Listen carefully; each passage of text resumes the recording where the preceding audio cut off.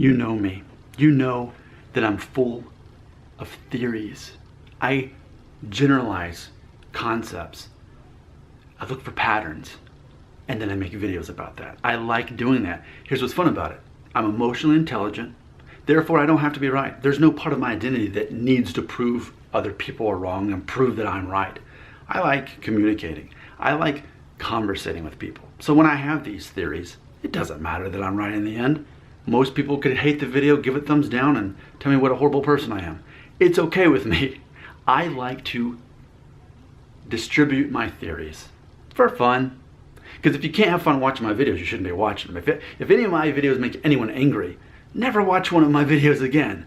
We're just having fun, man. With that being said, let's have some fun. Yeah, see, this is part of my childhood. Actually, this is definitely part of my childhood too, Otter Pops. But we're looking at action figures from when I was a boy, 1983, 1985 for these here. But this is like the battle damage He-Man. I mean, this thing, let's think of how old this is, 36 years old. And it's supposed to be where, like, if you hit him, then his chest gets damaged. I'm sure when it was brand new, yeah, see, there you go. And then he's fighting his Nemesis Skeletor, which, let's try this out here. Let's see if I can get them in a fight. Ready to demonstrate? Yeah, see, he's actually got 2 hits damage there. And it's funny too because, like, let me put that one in my pocket here. Okay, so look, they have these waists that, like, it's like they're doing a dance, right? Let's see. Yeah, so I was born in 1981. So for me, being a couple years old, these were the best toys ever. He-Man and his arch nemesis Skeletor, who also has this little dancing thing he does. So, as you're an adult, though, looking back on your toys and realizing this is what you grew up with, this was conditioning my identity as a man, geared toward boys, but to condition my masculine identity. This is a major part of it. He-Man and his nemesis Skeletor. If you, currently, you can actually watch these old episodes on Netflix. It's called He-Man and the Masters of the Universe. You go back and watch them, and it just becomes silly when you watch them. But when you were a boy and you had these toys, man, it was awesome.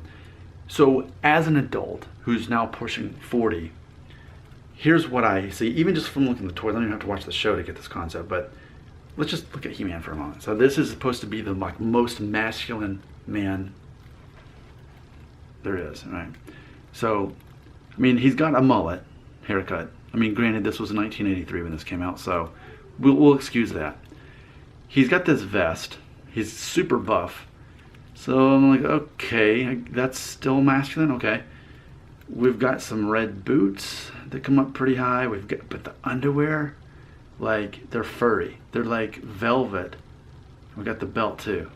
So, and I understand, like, we could say, well, think about modern, professional wrestling. Is it really that different? Okay, so there's what he's wearing.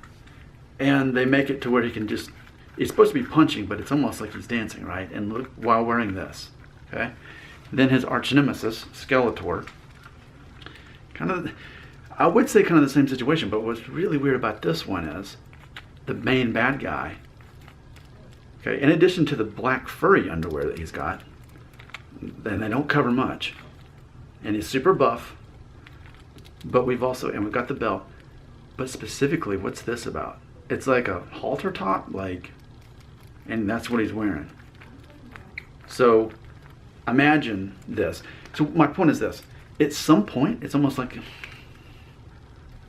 a continuum of some sort, where something starts out being masculine, but if it becomes so masculine at some point, it sort of becomes gay. And I don't mean that as a diss to homosexuals. I mean, literally, it sort of becomes gay at some point if it's too masculine. Now, to make this even more complicated, my theory, I believe if we were to look at this continuum, there would actually be this idea that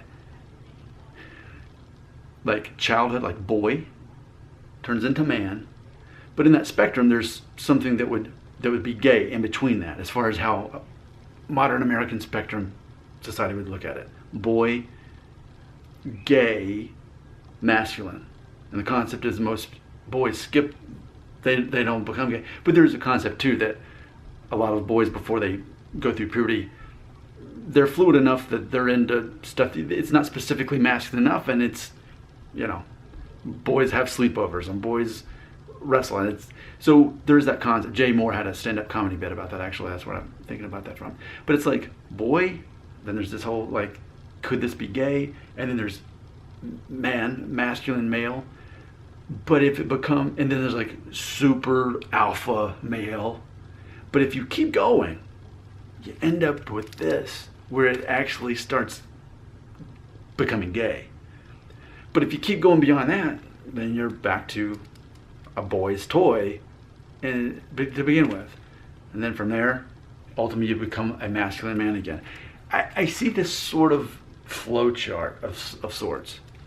But ultimately, what I'm saying is, if something is too masculine, it risks becoming gay.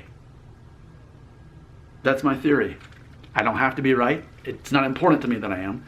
But it is important that we have a conversation about that. That's what I like.